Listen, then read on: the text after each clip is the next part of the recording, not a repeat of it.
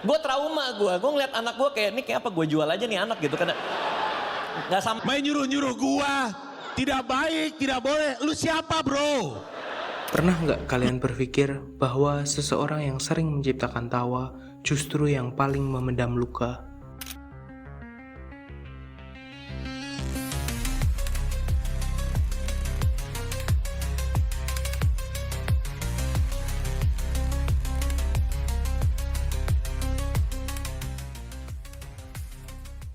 Di mata kita, mereka adalah pembawa tawa, sosok yang selalu hadir dengan lelucon dan cerita lucu, membuat hari-hari menjadi lebih ringan. Tapi di balik senyum dan tawa itu, ada kisah yang jarang kita lihat. Mereka bukan sekedar pelawak, banyak dari mereka punya latar belakang pendidikan yang tinggi, pemikiran kritis, dan jiwa yang rapuh. Tawa yang mereka ciptakan bukan cuma hiburan, itu adalah bentuk kecerdasan, cara mengekspresikan luka, bahkan melawan kesedihan. Hari ini, kita akan membongkar sisi lain para komika. Kenapa orang yang paling pandai membuat kita tertawa, justru sering menyimpan cerita yang paling pilu.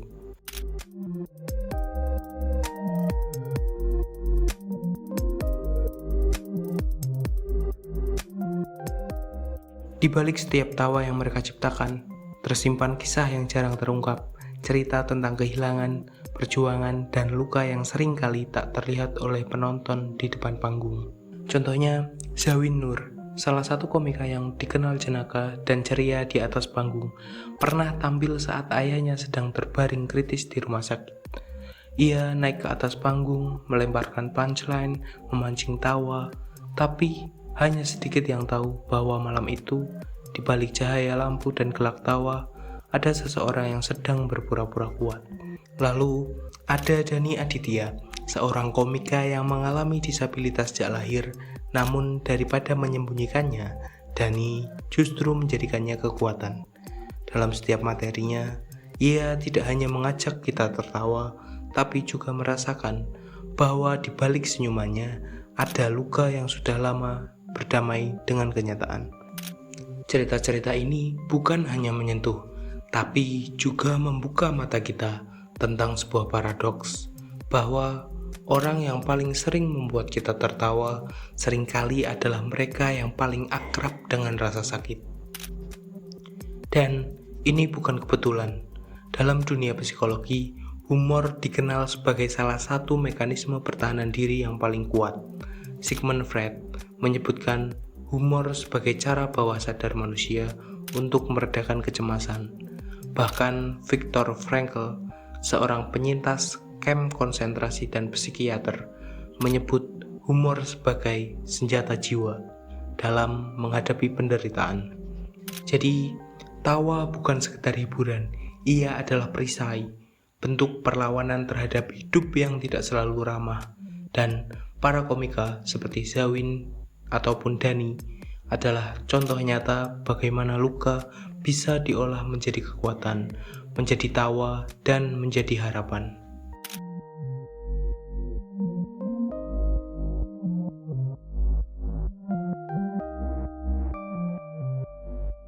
Mengubah rasa sakit menjadi lelucon bukanlah hal yang mudah.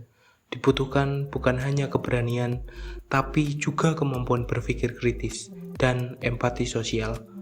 Karena untuk mengajak orang lain tertawa atas luka, apalagi luka sendiri, seorang komika harus lebih dulu mampu berdamai dengan kenyataan.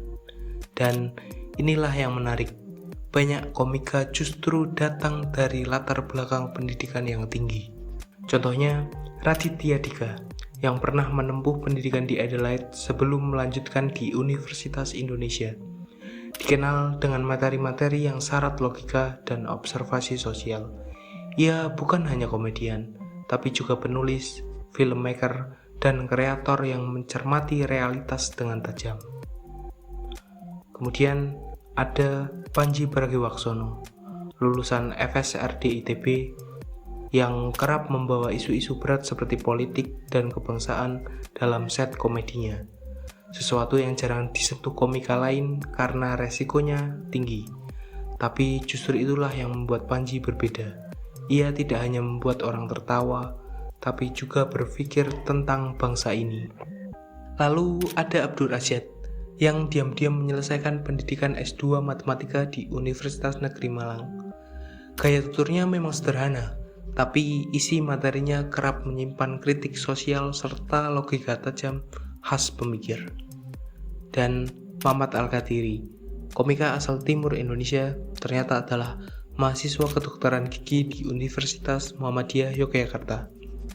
Materinya kerap menyuarakan soal identitas dan ketimpangan representasi, dibawakan dengan gaya jenaka tapi tetap membekas dalam kepala.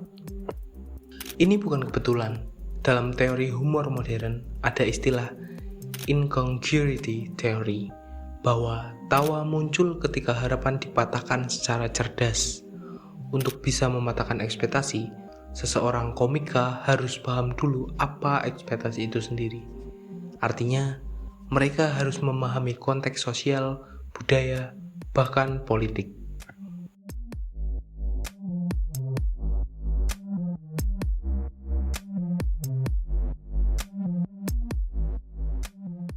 Sekarang, pernahkah kalian bertanya, mengapa manusia bisa tertawa saat tengah menghadapi luka yang terdalam? Atau bagaimana tawa bisa muncul di saat-saat paling kelam dalam hidup? Dalam psikologi, tawa bukan sekedar reaksi spontan. Ia adalah mekanisme kompleks yang melindungi jiwa kita dari kehancuran. Tawa adalah cara manusia bertahan melawan realitas yang terlalu berat untuk ditanggung. Sigmund Freud dalam karya monumentalnya Jokes and Their Relation to the Unconscious memperkenalkan konsep humor sebagai katarsis. Humor menjadi pintu gerbang menuju alam bawah sadar, di mana luka-luka, ketakutan, dan keinginan tersembunyi berada. Ketika seorang Dani Aditya atau Zawinur menyampaikan lelucon yang lahir dari trauma mereka, itu bukan sekedar hiburan, itu adalah pelepasan tekanan emosional yang selama ini terpendam. Selanjutnya, teori ketidaksesuaian atau incongruity theory menjelaskan bahwa humor muncul dari benturan antara harapan dan kenyataan yang tak terduga. Kita ambil contoh, Abdur Rasyad misalnya, yang mengemas materi serius seperti matematika dengan gaya polos dan sederhana. Kejutan itu memaksa otak kita untuk mengolah ulang makna dan menghasilkan tawa, sebuah reaksi terhadap ketidaksesuaian yang cerdas. Menurut psikolog George Vaillant, humor adalah salah satu defense mechanism yang matang dalam menghadapi luka batin. Tawa berfungsi sebagai tameng psikis, membantu seseorang mengubah rasa sakit menjadi kekuatan. Para komika tidak hanya menceritakan kisah pahit mereka, tapi juga mengubahnya menjadi bahan lelucon. Dengan begitu, mereka tidak hanya bertahan, tapi juga mengajak kita ikut bertahan bersama melalui tawa. Terakhir, kita harus memahami tawa sebagai fenomena sosial bernama collective healing, yang merupakan proses penyembuhan bersama melalui tawa yang menular. Dalam ruang pertunjukan stand-up, penonton yang memiliki beragam latar belakang bisa terhubung secara emosional.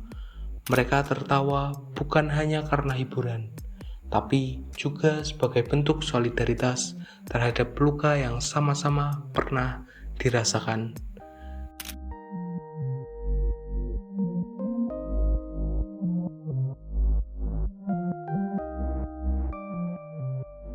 Di titik ini kita tahu, komedi adalah alat untuk bertahan dari luka. Tapi, apa benar tawa cuma berhenti di situ? Atau jangan-jangan dari atas panggung kecil itu, dari beat-beat yang membuat kita terpingkal, para komika justru sedang menyuarakan hal-hal besar yang tak berani kita bahas secara langsung. Dari zaman Romawi kuno, komedi sudah digunakan sebagai medium kritik. Para pelawak jalanan dan seniman teater bisa menertawakan kaisar, menyindir kebijakan, bahkan memprovokasi rakyat tanpa harus terlihat mengancam.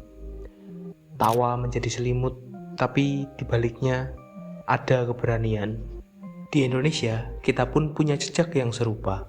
Dari Sri Mulat, Bagito, sampai era stand-up komedi sekarang, kritik sosial telah menjelma jadi hiburan, tapi hiburan yang berpikir. Lihat bagaimana Abdul Arsyad membawa isu ketidakadilan dan birokrasi dengan gaya polosnya. Ia bisa membicarakan sistem sosial yang timpang tanpa perlu marah. Dan justru karena itulah pesannya terasa kuat. Atau Mamat Al-Katiri, komika dari timur Indonesia dengan logat khas dan pengalaman pribadinya. Ia menyentil stereotip, diskriminasi, dan perlakuan yang tidak setara. Tawa dalam beatnya mungkin terdengar ringan, tapi ia sedang memperjuangkan representasi. Lalu ada Panji Pragiwaksono. Lewat setnya yang panjang dan terstruktur, ia membahas isu rasisme, nasionalisme, bahkan politik praktis.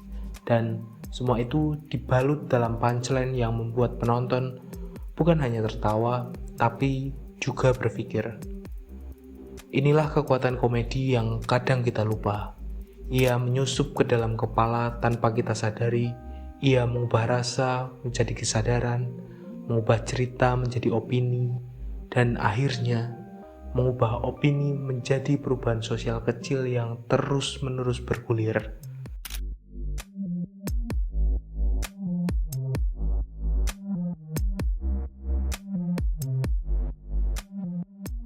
Setelah semua yang kita bahas, kita tahu bahwa komedi bukan sekedar bahan tertawaan. Ia bisa lahir dari luka, dari pengalaman pahit, dari kegagalan, penolakan, dan trauma yang tak sempat disampaikan dengan kata-kata. Tapi ada satu hal menarik yang mungkin jarang kita sadari. Kadang tawa itu juga dibagikan orang. Seseorang yang pernah merasa hancur kemudian menceritakan kisahnya dengan nada komedi ke teman-temannya. Mereka membuat orang lain tertawa, padahal itu kisah mereka yang dulu menyakitkan.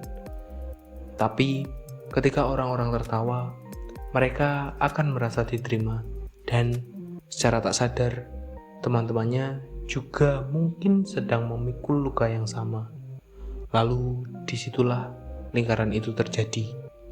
Cerita pahit diubah menjadi tawa, tawa menjadi penghubung, dan penghubung menjadi proses penyembuhan bersama. Inilah yang disebut psikolog sebagai collective healing atau penyembuhan kolektif. Tertawa bersama sebagai tanda, aku pernah merasakan itu, kamu tidak sendirian. Dan itu artinya, tawa tidak pernah kosong. Selalu ada sesuatu di baliknya. Entah itu luka, kritik, atau harapan yang dibungkus dalam lelucon. Jadi, pertanyaannya bukan lagi siapa yang paling lucu, tapi apa yang sedang disampaikan lewat kelucuan itu. Dan apakah tawa yang kamu bagikan juga sedang menyembuhkan seseorang tanpa kamu sadari? Tertawa mungkin adalah cara manusia paling jujur untuk bilang, aku pernah sakit, tapi aku masih bisa berdiri.